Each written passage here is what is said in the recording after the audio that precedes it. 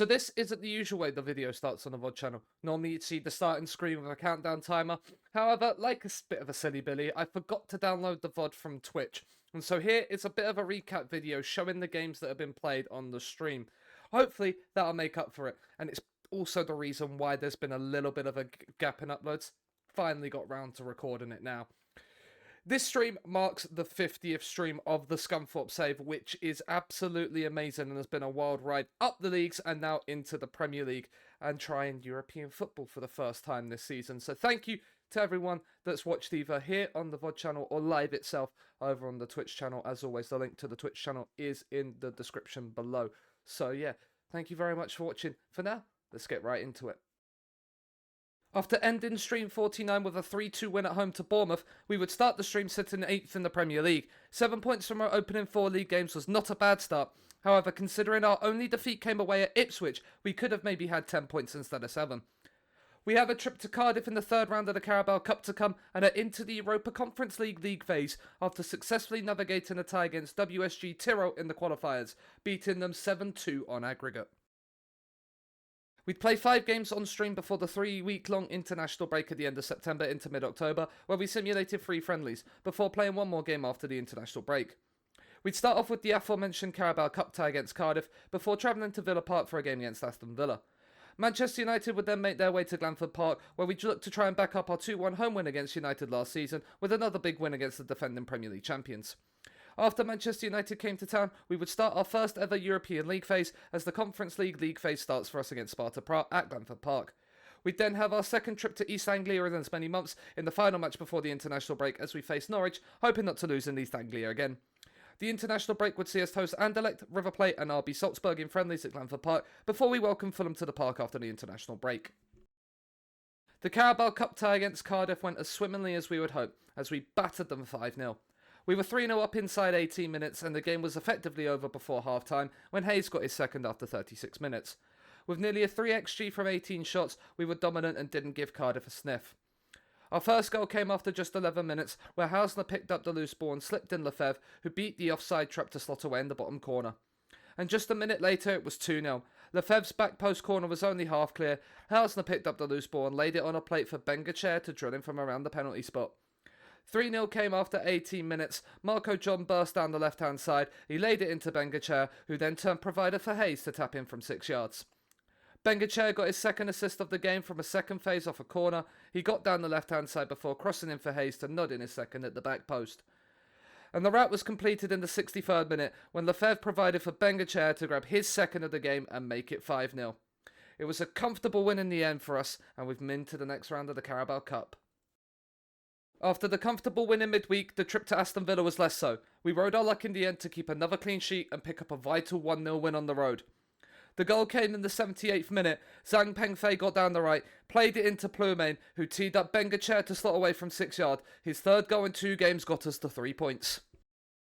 Our third league win of the season was followed by the defending champions making their way to Glanford Park. Man United ran out 3-0 winners in a game where they took their chances and we didn't. After keeping it to 0-0 at half-time, there was hope of another famous victory like the one at the MKM the previous season.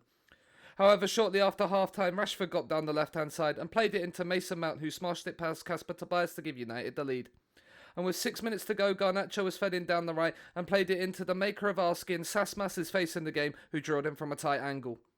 The game was then put out of sight by Man United in added time as Rashford laid it into Mainu on the counter, who emphatically finished in front of the travelling United supporters to secure all 3 points. That was a tough pill to swallow, especially given the match stats. It could have been a different game if we took our chances. We didn't have time to feel sorry for ourselves, as in the midweek after the United defeat, our Conference League phase eventual would begin. Czech side Sparta Prague made their way to Glanford Park as the visitors for just the second European home game in Scunthorpe's history. The match stats though we dominated the game, but the scoreline makes it look tight. A 2-1 win to start our league campaign was the perfect response to defeat on the weekend. It was the perfect start for us as Bengachair continued his excellent scoring form in the stream to put us 1-0 ahead after 5 minutes. And with the first highlight of the second half, Marco John got down the left-hand side and drilled in a low cross to the feet of Hausner, who couldn't miss from 6 yards.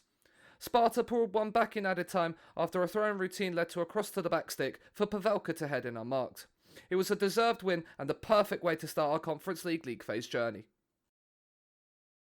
Coming in off the high of a big European win, You would have hoped for another win to keep the good times going. However, Norwich brought us straight back down to earth, beating us 2-0 at Carrow Road and inflicting a second defeat in East Anglia this season. Another game which we dominated but couldn't take our chances, it gave us a reality check right before the international break. It took Norwich just 3 minutes to get the opener. Malo Gusto whipped a hopeful ball in from the right, Tobias came out of his goal and got nowhere near it, and Mizuchi slotted into the empty net. And in the 55th minute, Mizuchi turned provider, getting down the left-hand side, his back post cross found the head of Wolf to make it 2-0. We couldn't find that response and 2-0 was the final scoreline. Not what we would have wanted before the international break. Then came the 3-week-long international break. We had 3 friendlies in that period to keep the sharpness up of the players not away with their countries. Anderlecht were the first side to come to Glanford Park and we went out 3-0 winners in a dominant home display. River Plate were next and in another dominant display we could only get the 1-0 win. Before we huffed and puffed against Salzburg but could only get a 1-1 draw. 2 wins and a draw was not a bad set of results for these 3 friendly matches. The final match of the stream came in a game that would have been a guaranteed first on Match of the Day. Fulham came to Glanford Park to play a Scunthorpe side in a clinical mood. 5 goals from 10 shots on target and a 2.2 XG helped Scunthorpe claim a 5-2 win. The perfect remedy after a disappointment at Carrow Road. There was just 15 minutes on the clock when Cosmas got forward from right back to see his cross in the box deflect into the path of Ackermark, who tapped in from close range. And it was 2-0 just before the break. Ackermark's pass out to the right to Cosmas was fed down the line to Plemain, who slotted past Pandur to make it 2-0. Instantly after the break, Fulham pulled one back. Aguirre burst into the penalty area and his low cross found Jones, who prodded in from close range. But it was 3-1 just 10 minutes later. A long clearance from Fulham came back the way it came, and Ackermark found Hausner, who drilled in from the edge of the box. It was 4-1 after 78 minutes. Plemain added an assist to his earlier goal with a delightful ball over the top for Lefebvre, who slotted it away.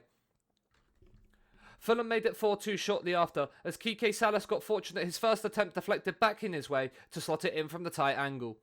But the cherry on the Scunthorpe cake came deep into added time after some lovely interplay in the build-up worked its way to Lefebvre, who slotted it coolly across the keeper to get his second and Scunthorpe's 5th.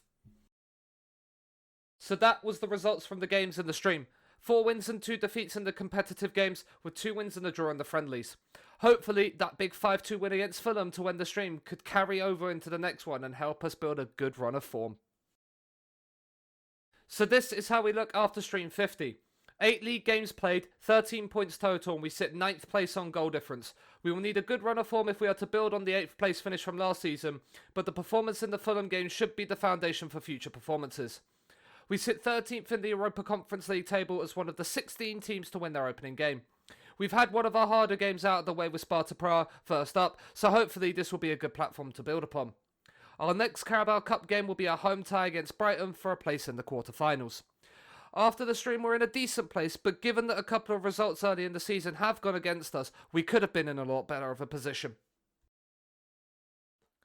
So that is what happened in the games during the 50th stream of the Scunthorpe Save. I hope you all enjoyed the recap, and full stream VODs will be back on the channel going forward from stream 51, as I have remembered to download the VODs from Twitch.